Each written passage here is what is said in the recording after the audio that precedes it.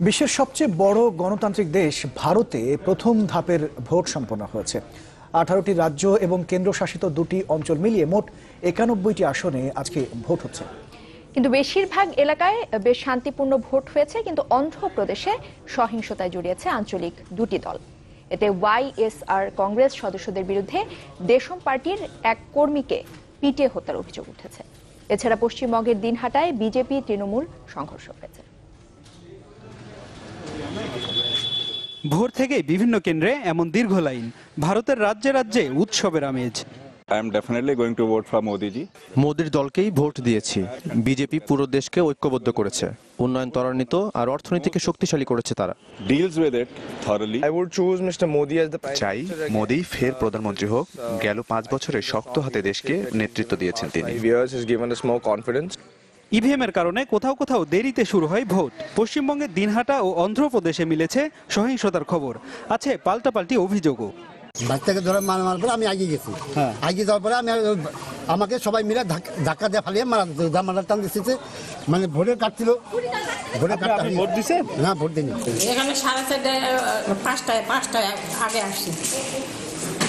তো কি কারণে বলছে এতক্ষণ শুরু হয়নি? মেশিনগুলো নষ্ট। বিচ্ছিন্নতাবাদীদের ধর্মঘট প্রত্যাখ্যান করেই বৃহস্পতিবার ভোট হয়েছে কাশ্মীরের বারামুল্লা ও জম্মুতে। তবে বারামুল্লাতে ভোটার উপস্থিতি ছিল কম। যদি আমরা ভোট বর্জন করি তবে এটা বিজেপির জন্য সুবিধা হবে। সরকার চায় আমরা ভোট বর্জন করি। তারা অস্থিতিশীলতা তৈরি করছে যাতে বিজেপি ফের ক্ষমতায় আসতে পারে।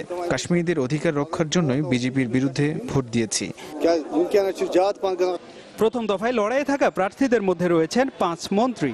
উত্তরপ্রদেশের গাজিয়াবাদে সাবেক সেনাপ্রধান ভিকে সিং, বাগপাতে সত্যপাল সিং, গৌতম বুদ্ধনগরে মহেশ শর্মা, মহারাষ্ট্রের নাগপুরে নীতিন গডকরি এবং অরুণাচলে কিরেন রিজিজু।